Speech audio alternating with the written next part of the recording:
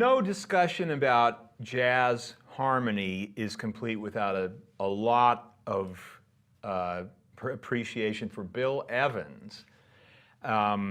He was somebody who took a lot of great information from a variety of places, modern composers like Claude Debussy, for example, and brought it into the jazz world. He brought a really unique touch, a way of shading things, of accentuating some notes in the chord and, you know, letting others kind of be ghost tones, just little overtones and things like that. He played with Miles Davis. He's on Kind of Blue, plays, you know, so great. And a lot of the stuff that he was doing early in his career was this kind of upper structure triad-based thing. He was finding these voicings.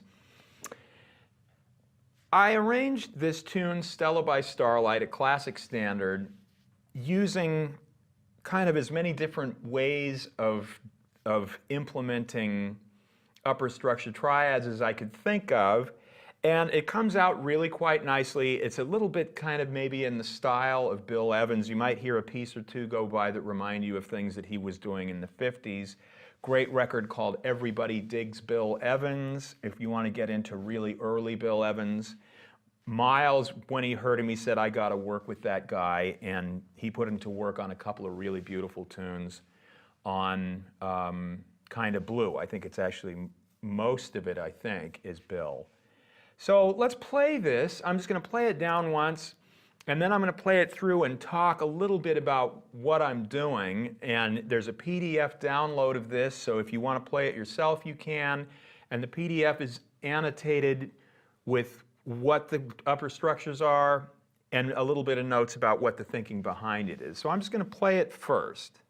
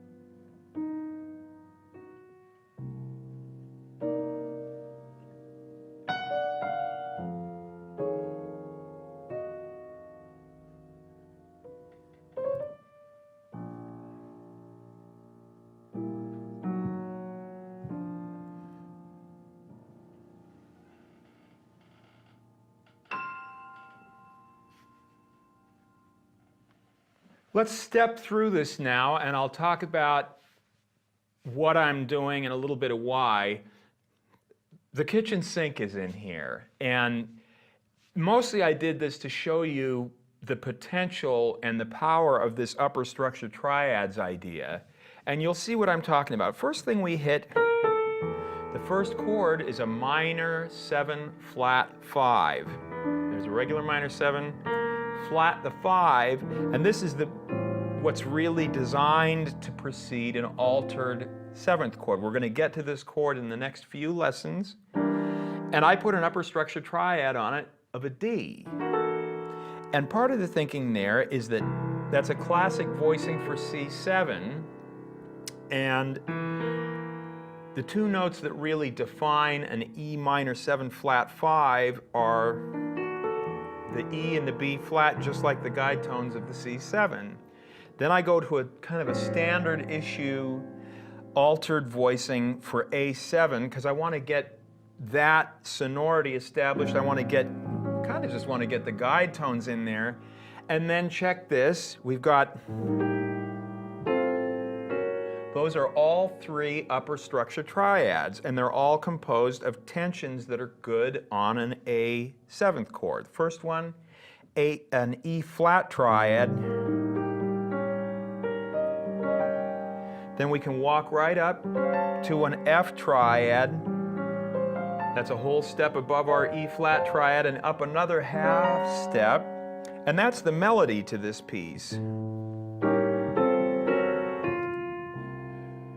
And there we are on a C minor 7, and there I'm using a B flat triad over C minor, just like we've discussed. Then we're on the F7, and I'm using the sharp 11 triad, which is the G over F7. It gives us that nice buzzing B on there, the sharp 11. Then we've got our F minor chord there, if you're following along on your chart. And I'm putting my E flat triad above that. Then I'm going to a G triad over our B flat 7, because the G is in the melody, and I could go with that, but how much more interesting is that? That's a much more poignant sound, and that is, you know, the natural 6 major triad. We've experimented with that as a blowing device, as something to use when we solo by arpeggiating it. If you remember, I like it because it's got an altered tension, the flat 9, but also that in there too. Now I'm putting in a little passing chord here, what's called a tritone substitution. You can almost always, if you're on this and you're going here, you can move your bass note down a tritone and the same voicing will work. I decided to darken this one up a little bit though and put a D flat triad over our guide tones to E7. And of course E7, that really just wants badly to go there and resolve to E flat major 7. Should point out also that we've got this in here, then we've got this. Is that a legal chord? It doesn't even matter. I love the way it sounds. Weird collection of intervals, tritone on the bottom, tritone on the top, and a substitute bass note. It's all great. Now I'm going to put in a little bit of our, all that stuff is our moving triads. Remember these voicings? Flat 7, 9, and 5, and move it around. Then here, there's our D triad over an E minor chord, and here I'm just not even putting the G in there. I'm letting it sit there like its own sonority. For one thing, the G is way too low down there, and I want it to feel more open than if that's actually really nice though too, isn't it? But my thing was to just leave it as an open D over E in the bass. And then here I'm doing kind of an interesting one. What this is, it's our familiar 6 major triad. This note is in the melody, however, so there's really no way to voice this up here where we would ordinarily voice it.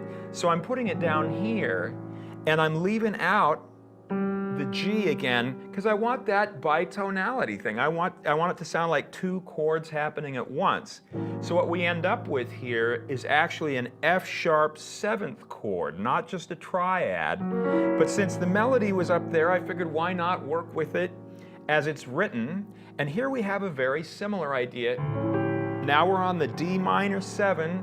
I decided to voice that up as a D minor with a major 7 in it. So our upper structured triad on this chord is an A over D minor. Again, I don't expect you to be frantically writing all this down. It's available as a PDF.